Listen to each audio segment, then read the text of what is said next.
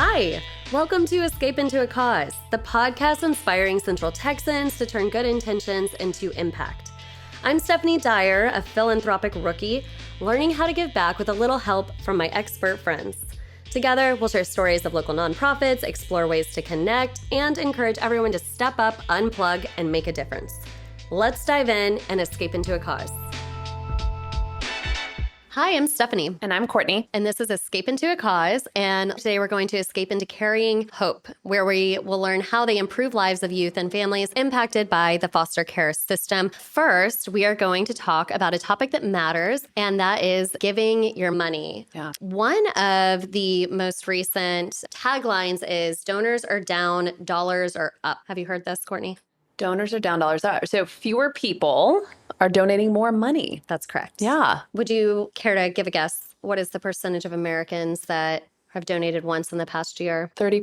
56%. Oh, higher than I would have expected. Pretty good. That is good. And of course, we've discovered this in the philanthropy gender gap that single women households Are give giving more. the most. Yes, that's right. And as we age, we give back more. If you're 79 years or older, you're the silent generation, 88% donate, 72% of baby boomers, 59% Gen X, 60% millennials. So millennials, Yes. yes, Yes. I was so excited to hear 1% on Gen X, which is 28 years to 44 years old. Yeah. 32% though, Gen Z, which is 12 years old to 27 years old. So 32% of Gen Zers are giving back. Isn't that incredible? It is incredible. Already at that young age, they feel this compulsion, this need, this desire to contribute. Yeah. Okay, so we don't want to focus on how much to give, but I do want to focus more on being more mindful and how do we give, because I'm going to tell you I'm really embarrassed by this, but typically when I find out that I'm not giving enough is when I'm preparing my taxes. Yeah, that's typical. Yeah. Yeah, so I'm pulling it together and I thought I gave more. There's the concept of tithing. That's a more traditional concept, right? 10% to help religious organizations and the less fortunate. I'm not an expert to tell people how much to give, but how should we plan our financial giving? Courtney, do you have a certain way that you plan your financial giving? Do you earmark a certain amount? Do you have reoccurring contributions? All of the above. Yeah. Yes. So there are organizations that I have reoccurring payments to. And usually with those organizations, I have committed a pledge. And so that is something that holds you accountable. So for example, I do attend church with my family, and the church is great because we do make a pledge and we say, this is how much I think we can give this year. And then they actually send me a statement every month about how much I've given towards that pledge. Similar, we give to our undergraduate institution that we both feel a lot of affinity for. And they tell us every quarter, like, thank you so much for making this pledge. And this is how you are on track. And then some other organizations that are close to me. And when we talk about the beginning of the year and we talk about resolutions, wouldn't it be great to resolve or to pledge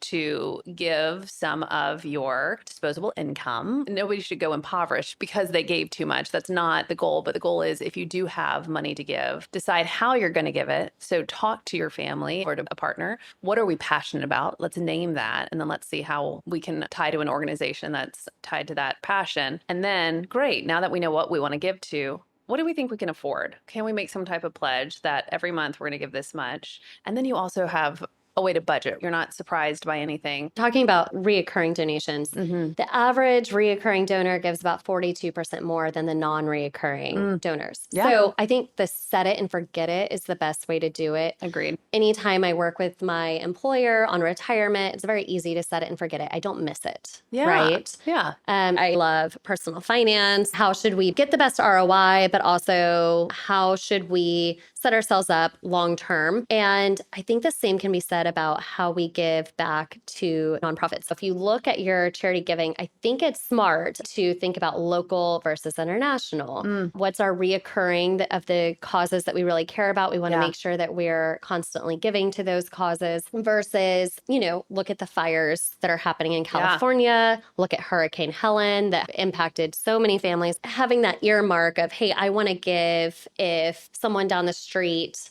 has to go through cancer treatment or someone experiences a fire, and trying to earmark that. I have a quick story. It's 2023. I knew I was going to see my my giving over the year, and I was going to feel really bad about myself.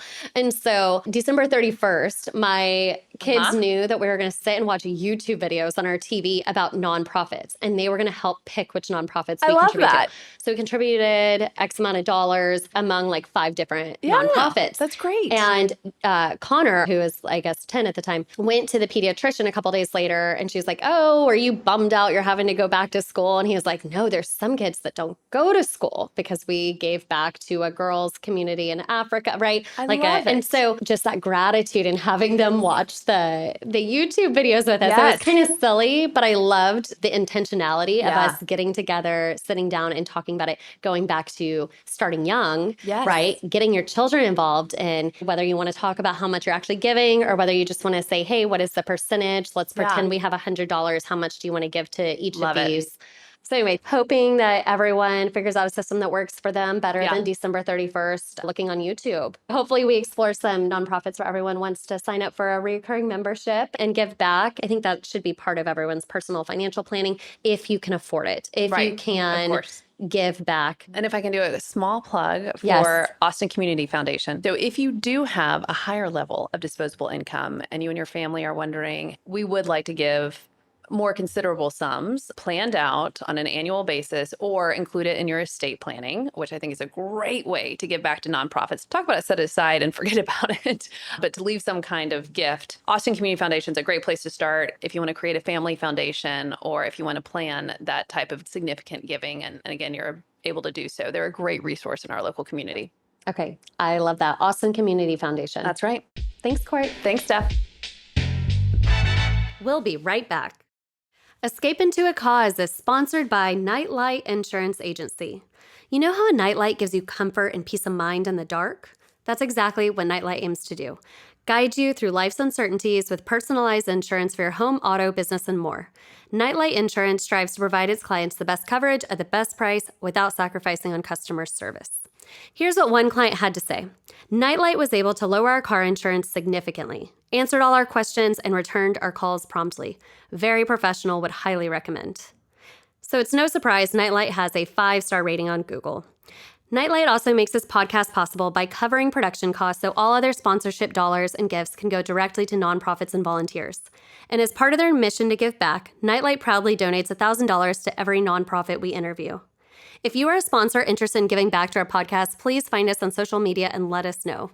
Nightlight is an agency focused on personalized service and giving back. See how much you could save and how good it feels to have peace of mind by visiting nightlightinsurance.com. Today we're escaping into Carrying Hope, founded in 2016 by Kristin Finan and Mari Elbel, who both watched time and time again children entering into the foster care system and arriving at their doorsteps with absolutely nothing. And we have Kristin here. Welcome, Kristin. Thank you so much for having me. Of course. Tell us a little bit about Carrying Hope. My husband and I are foster and adoptive parents, and Mari is a CASA advocate. So we had a shared interest and love for these kiddos in care. But personally, for me as an adoptive parent, but also especially as a foster parent, we take emergency placements. And so when a kiddo is being removed from an emergency situation, there's no time for them to pack up all their belongings. They can't grab a favorite stuffed animal. They can't grab their favorite jammies. They've got to go. And usually they're going either straight to a CPS office or they're going to a doorstep like mine. We realized, gosh, these kiddos are coming with absolutely nothing, or they're coming with 1 or 2 items stuffed into a trash bag. Like you hear about, it's actually happening. They show up with a trash bag. And we just thought that was so devastating. And so Mari and I had the idea for Hope Packs, which include everything that a kiddo would need for the first 24 to 48 hours in a new home. And so we decided to do a little drive in Austin, in our South Austin neighborhood. And if we can collect 20 of these for kiddos, that'd be cool. And then 130 people came out in a pouring summer rain carrying these Hope Packs. And we realized, look, this is something that's resonating. It's something tangible that makes a big difference. And so from there, we were able to grow Carrying Hope. Now we have offices in Austin and Houston and San Antonio, and we have various other programming that we do in addition to our Hope Packs, but we do distribute Hope Packs all across Texas now. Wow, that's really impactful. We're going to switch gears a little bit and talk about the impact report. You started with Hope Packs, and that's a really great program, but now you have 3 programs. Can you talk a little bit more about that? For sure. Yeah. So our Hope Packs are kind of our cornerstone, and they're the ones that a lot of people first knew us for. And we've distributed tens of thousands across Texas. And our model is that we distribute them to Child Protective Services and to foster agencies, because there are a lot of amazing nonprofits in Austin, and our peers are incredible. But sometimes there's a lag in service, right? You have to wait for a caseworker to request something the kiddo needs, and that can take 2 or 3 days. So for us, by distributing directly to the people that are going to be taking the kiddo to the home, we know the kiddo's going to have what they need right there on the doorstep. So Hope Packs will always be a huge part of our programming, and they're serving a massive need across the state. And they're for every age, newborns up to 18-year-olds receive Hope Packs. So it really is impactful, and it's really helpful to the foster parents who don't have to rush out to Walmart at 1 a.m. to grab diapers or something like that. And then just through our work in the foster care system, we've seen other needs and tried to fill those. In addition to our Hope Packs, we have 2 other programs that we're really proud of. One of them is our Hair and Hope program. This is a program that pairs local stylists with kiddos with textured hair and allows them to get their hairstyle. We're a transracial adopted family. And then also I've spent a lot of time working at local shelters and residential treatment centers. And you'll see like someone coming in to give haircuts, and they completely leave out kiddos that have textured hair, or nobody knows how to teach the kiddos, how to do their hair. I saw a little girl with a straightening iron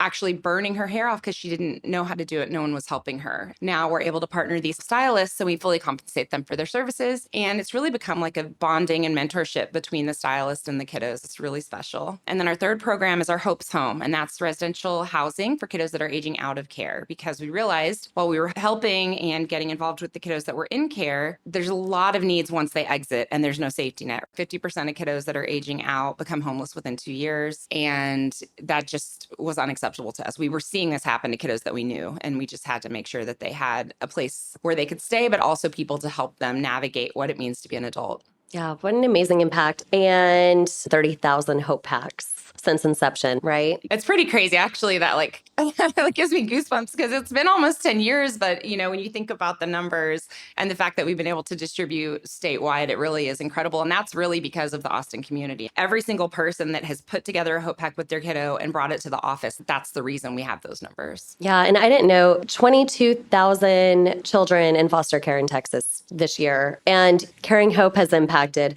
40,000 youth since the beginning. Yep. So that's incredible. Thank you. And then Hope's Home, that's a significant statistic. 50% of youth out of foster care become homeless within 2 years. Yep. And that's a recent program, correct? We opened it a little over a year ago. Amazing. Wanted to switch gears and talk a little bit about some stories. Yeah, I had a journalism background for 20 years before we started Caring Hope. And once you start to see that you're filling a need and you meet people that are impacted by your work, everything changes. I think it changes your whole perspective of what you want to do with your life. And so we've been very, very fortunate to meet some incredible people and to get to have an impact on their lives. One of our residents at Hope's Home have been truly incredible. But, if you put yourself in the shoes of a kiddo that's been raised in foster care, maybe lived in 24 houses, and finds themselves aging out, living in a car. That was a scenario that one of our kiddos had. And she called us and was like, do you know anywhere we could go? We just were opening our Hope's Home project, which is in Bastrop. And again, it was a pilot program for us. So we were making sure that we were being cautious, but also helping in the best ways that we could. And so we said, come on. And so she came to live at the home. And those first few months, a lot of it is really,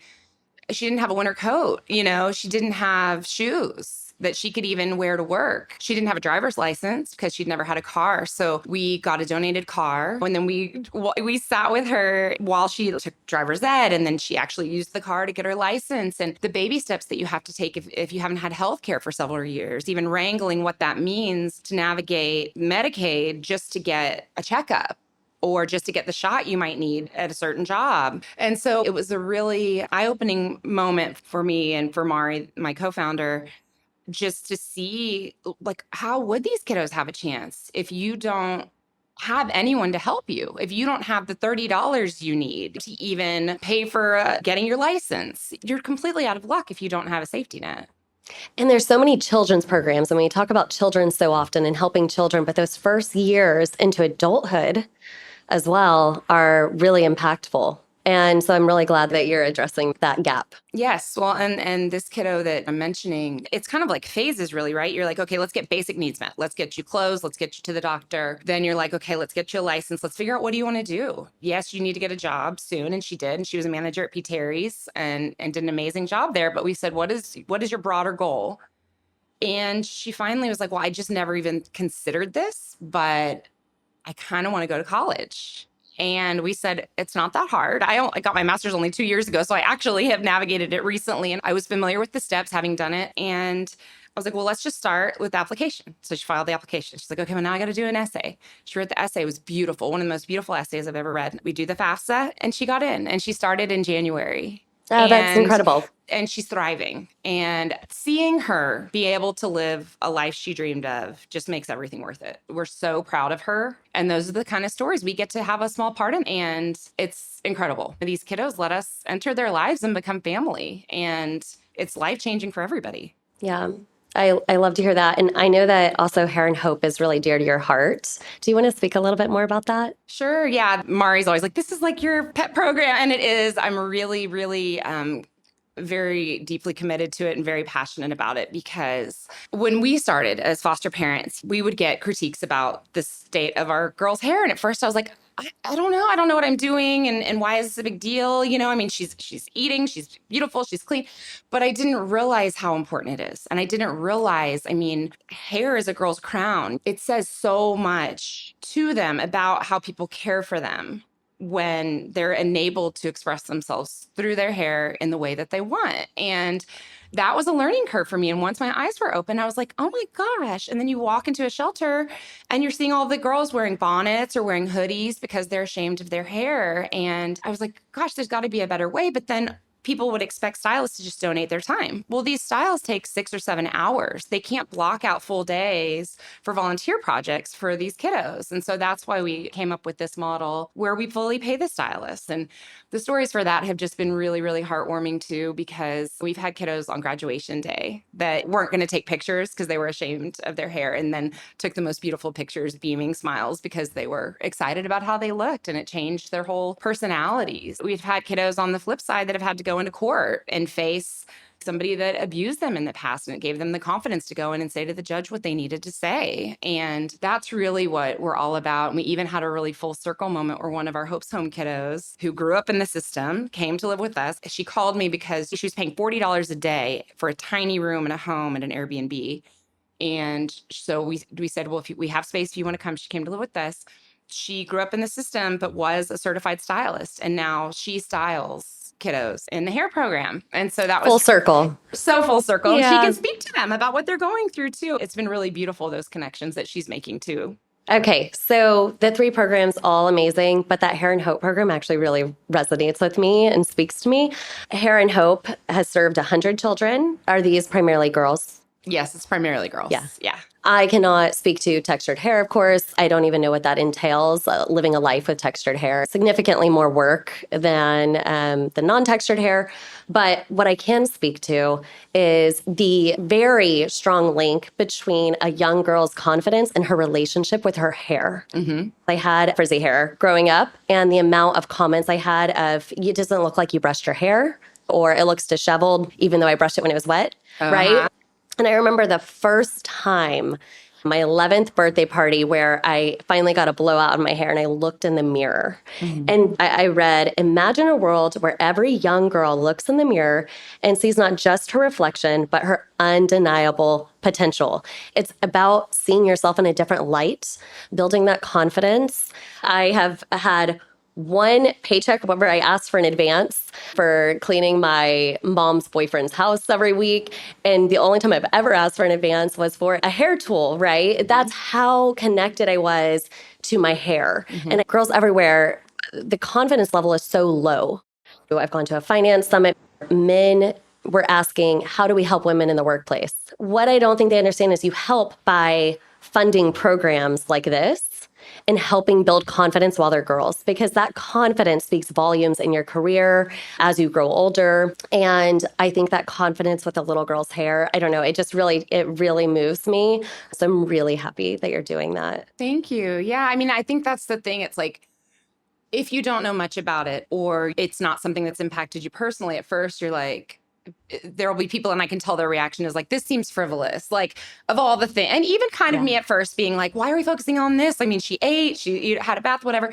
But it is so important. And like you said, like, we want every little girl to be able to look in the mirror and say, this is who I envision myself as. Absolutely. And so, in fact, I think it's some of the most important programming we do, even though I would say certain people, if they looked at our 3-pronged mission, they would be like, oh, that one could probably go. I'm like, no, that one is so important. You have no idea. It spoke to me more than any of your other programs, just as someone who had a newfound confidence when my hair was done. Yeah. And when people weren't commenting about how my hair looked. Right. Again, I do not have textured hair, but I understand that link between a young girl's confidence and her relationship with her hair. It is a strong link. Right. And we know investing in these programs is good for society. The more confident young girls are, the more they're going to be financially successful. Low self-esteem versus high self-esteem. Higher self-esteem people make, on average, $28,000 more per year. I mean, think about that statistic. Wow. So if you're building confident girls, especially that have gone through the foster care system, I think it's a fantastic program. And I think that those hairstylists and those girls that are receiving these hairstyles, I think it's money very well spent. I do too. And just speaking to the connection that they're making with the stylists too, you know, one thing that my own daughters have experienced is, if there is schools with, you know, predominantly a white population, they'll have a lot of kids come up and be curious about their hair, but also touching their hair without permission. Even if the kids think it's innocent, they're making hurtful comments. And so when you're speaking about confidence, which I think is so important, the stylists are able to talk to the girls too about part of confidence is advocating for yourself. And that's hard, right? When you're 7 or 8 or 10 and somebody's touching your hair and you don't like it, but you don't want to make a thing of it. But that's part of it too, is like, no, you can advocate for yourself. You can tell them there's wonderful books out there. Don't touch my hair. There's all these amazing things that we can read to them and educate. And I think if you can ingrain that they deserve respect when they're 7 years old, 8 years old, which of course they do, but you have someone else telling them that, it's really important. It's really life-changing. Yeah, absolutely. We do love our guests to brag about themselves a little bit. And the reason we do this is because we want to encourage other people to talk about the good that they've been doing. Kristin, do you have anything recently where you're proud of yourself, or something small or grand that you've done lately? I've gotten very involved in the elementary school PTA and recently took on the role as PTA president. So that has been, thank you. That's been a whole different world than what I'm used to in the nonprofit realm, although it is a nonprofit too. That's been really fun getting to see all the moving parts at the school and how hard everybody's working, and to be part of it in making positive change for the kiddos in elementary school. It's been really fun. I think that's fantastic. We were talking about the philanthropy gender gap in our last episode, about how many women show up and volunteers at the school. And I think it's incredible. So you should be very proud of yourself. Thank you. We also want to give listeners the ability to earn some bragging rights. I've looked at a few numbers: 13,000 volunteer hours in 2023, 29 corporate volunteer events. So lots of chances to contribute. So let's talk about opportunities for listeners to contribute to Carrying Hope. We have all kinds of opportunities, as you mentioned, lots and lots of volunteer hours. One of our favorite ways, and this is kind of why Mari and I started it, is we were finding it was difficult to find ways to give back with our kids. And so with this Hope Pack idea, one thing I just really want to highlight is that it's really cool to go shop for a Hope Pack with your kiddo, especially for maybe their age. So say you have a 10-year-old girl, you can go to Target. We have lists on our website of everything that needs to go in it. And then you can go to Target and actually have your kiddos pick out everything that goes in a Hope Pack. You can do this together. And what's been really special about it is I think there's a taboo around talking about foster care sometimes. I've heard a lot of people that say, oh, my kids are too young to learn about that. Or maybe they just don't feel educated enough to speak about it. But I'm like, well, if my kids are living it, then you can talk to your kids about it. And I know people don't want to say the wrong things, and I really respect that. But you can say, this is going to go to a kiddo that's just like you, that's going through a difficult time right now, that for certain reasons can't live at home with mom and dad, and it's going to help them through a tough time. But trying to also remove the stigma of foster kid, because the more we can talk about that to children when they're young, and for them to know anyone can go through a difficult time. And it doesn't mean it's permanent. And kids will ask me, does that mean they'll never see their parents again? And I love to talk about it because I would just want them to understand it's all kinds of circumstances. It could be just a very temporary week or two. It could be that they end up getting adopted into a different family. There's all different things going on, but what they deserve always is compassion. And an act of compassion for them is making the hope pack and having the conversation. So I just think it's really amazing if you have kids. That's like my favorite thing to highlight is to go make a hope pack with them and talk about foster care. And, younger kiddos, they might have a meltdown at Target because they're not getting the dinosaur and they're giving it to someone else. But that's also part of it is thinking about the needs of others. And it's an eye-opening experience that instills compassion. A lot of people started with a hope pack and fell in love with Carrying Hope because their kiddo said, oh, I loved that. Can we do that every year? And then they learn about the other things that we do. Now they volunteer in our office with Young Men's Service League or with all the different programming that we work with. And it's just, we have people that have stuck with us for a long time because it speaks to the heart. Yeah, it sounds like a great opportunity for children not only to learn about foster care, but to have gratitude and appreciation. At the end of 2023, I was pretty embarrassed by how little I had donated throughout the year. And I made my kids sit and watch YouTube videos of nonprofits to determine where we were going to hurry up and donate money to. Oh, I love that. But I mean, it was somewhat embarrassing. We were scrambling the last day of the year. And our topic that matters today is contributions and how do you plan to contribute any money if you do have any money to give. And maybe don't wait until December 31st and get in front of a YouTube video. Better late than never, though, I will say. We'll take it anytime. But we did that. My 10-year-old was like, I'm so excited to go back to school. Wow. And having that response about how excited he was to go learn because he watched a YouTube video about a nonprofit that we decided to contribute towards. So great example, great opportunity where you can go buy all the items that are on a wish list, right? You can go to your website and you find exactly how to build one of those hope packs and go through a Target with your child and talk about foster care and what you're doing. We have offices in Austin and Houston, and we're always looking for volunteers to come in. And we have a warehouse in Austin where you can come in and help us like unload boxes that were some of the bulk supplies that we get in and help us make orders because we distribute every week. We'll have people drive 4 hours to come and pick up a batch of hope packs, or we'll meet them halfway. We have a big van. So we always need help with those orders. We always need help with Hair and Hope and getting the word out. We'd really like to build our network of stylists. That would be really incredible. And then also with Hope's Home, we need mentors. Our kiddo that's just started college that I talked about, she's studying social work. So anybody that has background in that would like to mentor her. There's a lot of things. There are a lot of needs out there, and we're creative. So if somebody feels called to one of our programs, reach out to us because we'll put them to work. And one thing that you can earn bragging rights as a listener is you have a gala coming up. Oh, yes. Yeah. Yes. Thank you for mentioning it. It's on February 28th at Assembly Hall. It's a beautiful venue. It's our annual gala. It's our biggest fundraiser of the year. We would not exist without this. We've got a great band. We've got amazing speakers, great live and silent auction, amazing food. We did our tasting with peach tortilla this week, and Yum. the food is incredible. Yum. So it's going to be a great time, but it's also just an extremely important night for us. So it sustains our programming, and we would absolutely love for everyone to join us. And then as a corporate sponsor, you can also get a table that seats 10 guests. And I'm sure that's a great opportunity to market yourself and give back. Oh my goodness. Yes. We have a variety of sponsorship levels and underwriting levels. So you can sponsor the flowers if you want, or you can be our platinum sponsor. We would absolutely love for everyone to be involved in that way. And yeah, we highlight the businesses in a variety of ways. So we make sure that we show how grateful we are because they're so important to us. Yeah. And talking about corporations, I think there has been some team building activities that you've been able to put together and work with these businesses. Could you talk a little bit about that? Yeah, this is such a win-win for us. We would get calls from companies that were like, okay, we're doing a convention in Austin in 2 months. And we want to give back. We want to make sure we help someone local. We have people coming in from all over the world. They're going to be staying at this hotel, but we really only have an hour, and we're having a really difficult time finding a volunteer opportunity for 50 people, 100 people that makes sense, that actually gives back. And we were like, oh, well, we need help with hope packs. And so they would be like, well, what do we do? So we have a model now that works out really great where we say, okay, how many hope packs do you want to make? So say this big corporation wants to take, 2-hour window before they go out to dinner with everyone on one of the days of the conferences and make 200 hope packs. So we charge a per pack supply fee, and then we bring everything in our van. We set it all up. And we show a video, teach everybody about what our mission is and what they're making.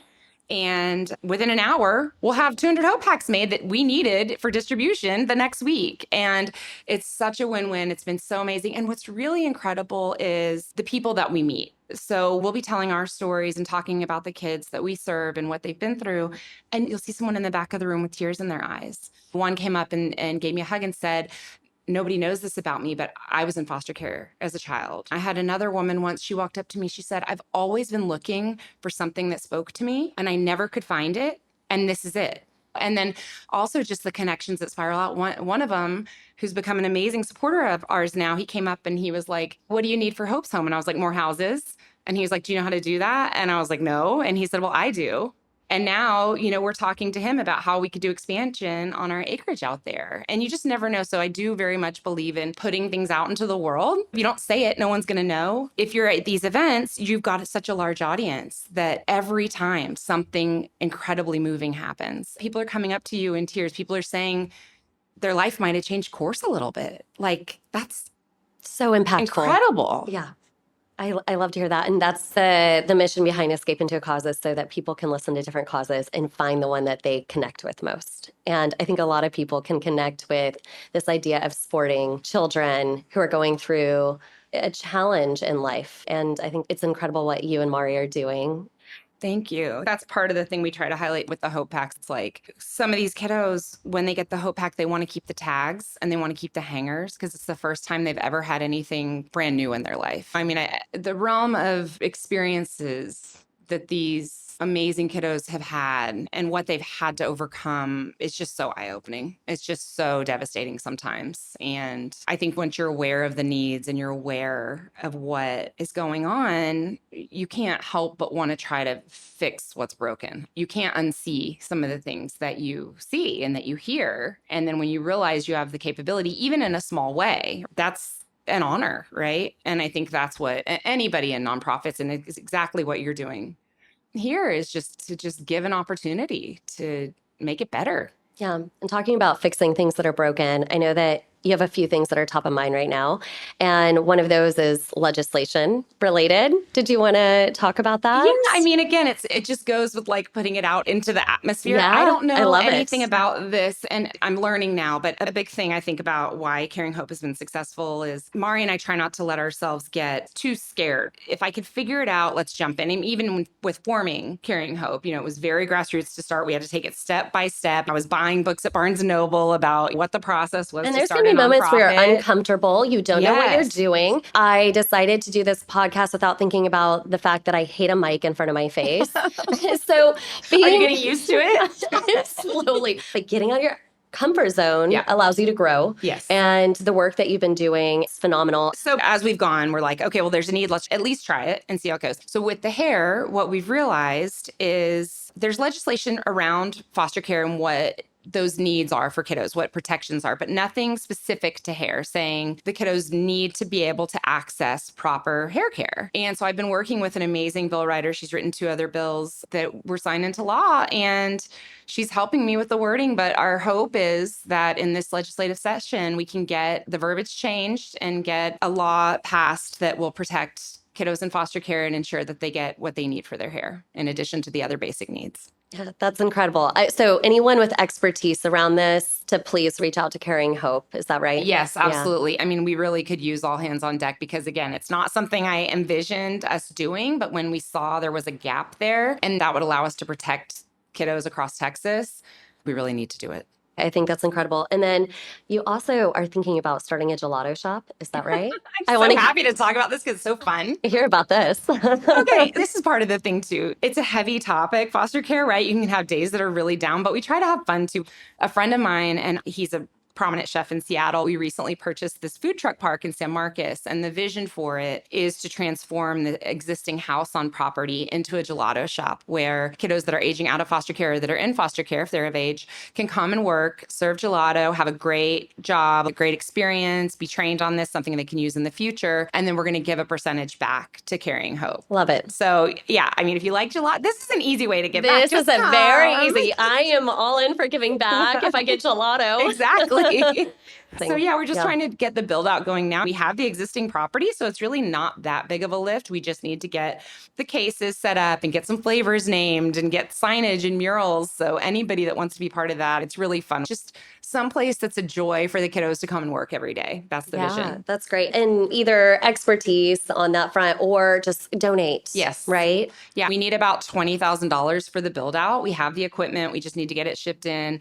And then we just want to make a beautiful walk up space and murals and signs. Just make it really fun. Make sure people know that we're there and what our mission is. And I think this could be really amazing for the kiddos that have been looking for jobs, that need stability, and also where we can foster some understanding. Because even with our Hopes Home kiddos, like going to work, a lot of people don't understand the challenges that they're coming in with inherently, right? Like maybe they've never had a job like this, and the instability with the cars and various other challenges that can come. So this will be a place also just of growth and warmth and compassion. Yeah, I love that. What area of Austin? So it's in San Marcos. It's Okay. a block from campus. Oh, So that's okay. part of the reason we're really excited about Yeah. it, because we have so many of our kiddos getting more interested in college too. So this can be something where they can go to school and we can be flexible with their scheduling and ensure that we work around what they need to do for their classes. Just really excited to serve campus and feel like it's going to be just so much fun. Yeah, I love this. And the reason why children's welfare speaks to me is because I think the more we're investing in these types of programs, these children are being supported, feeling more secure, feeling more confident, feeling happier because of these programs. And for children that go through challenges, that's good for society at the end of the day, to help support these children get into college, have a home to stay in, feel secure so that they can go and better their lives in the future. And I really just love what y'all are doing. Okay, Texas Stars loves to give to those that give back, and they have 4 tickets they want to give to Carrying Hope. And I know that you want to give those tickets to someone. Yeah. We do, yes. One of our Hopes Home residents, the one I mentioned that recently started college, has family in the area, and they don't get to go do fun stuff together very often. So we would like to give the tickets to her so she can enjoy a really fun night out with her sister and a couple other family members. And she's working so hard. I mean, her class schedule, I was like, oh, wow. Like, I can't imagine being in the variety of things she's in right now. And so I think it'll be really nice for her to take a little break. We're really grateful. This is super fun and exciting for her to have this opportunity. Yeah, it sounds like she needs a break. I remember those days. Oh, yeah. I know. I was like getting flashbacks with her schedules. Great. Well, I'm excited. Remember, Gala, February 28th at 6 p.m. Go there, help Carrying Hope sustain everything that they're doing for the community. Thank you so much, Kristin. You've been wonderful. Well, thank you, Steph. I'm happy to be here. Hey, listeners. Imagine turning 18 and you have no safety net, no family, no home, no guidance. For kids aging out of the foster care system, this isn't just a scary thought, it's reality. Within 2 years, 50% of them experience homelessness. Can you believe it? But Carrying Hope is stepping in where the system falls short. From Hope Packs filled with essentials for kids entering foster care, to Hair and Hope, which fulfills a neglected basic need for textured hair, to Hope's Home, creating stable housing for young adults who have nowhere else to turn. And want to be part of something fun? Remember, Carrying Hope is working on opening a Gelato Shop, providing foster youth with jobs and experience, and right next to TSU. They need to raise $20,000 to make that happen. Let's get this going, because a percent of sales go right back to Carrying Hope, and who doesn't want to be part of a gift that keeps on giving? Plus, you won't want to miss Hope Blooms on February 28th. This event fuels all the work Carrying Hope does to make sure no child falls through the cracks. Grab your tickets and show up. So here's my question for you. What was your biggest safety net at 18? And if it was something as simple as knowing you had a place to sleep, how can you help provide that same security for someone else? We'd love to hear your thoughts. Join the conversation on Instagram and Facebook at Escape Into a Cause. And if this episode moved you, share it, review it on Spotify or Apple Podcasts, and help us spread the word. If you've earned any bragging rights for supporting Carrying Hope, share it on social media or in our Facebook group with #GoodBrag and inspire others to do the same. Thanks to the Texas Stars Foundation, you may just win some hockey tickets. And who does not want to be rewarded for doing a good thing? Join us next week as we escape into Generation Serve. If you're a parent, a guardian, or a grandparent, and you want to get your young ones more involved in the community, you won't want to miss it. Special thanks to Nightlight Insurance for making this podcast happen and donating to Carrying Hope. Todd Thompson for editing and mixing, Graham Thompson and Jane Dyer for the music, Corey McCain at Just Push Record Studios, Michelle Anderson at Pinkeltoes Photography, and Tim Nicholson for branding.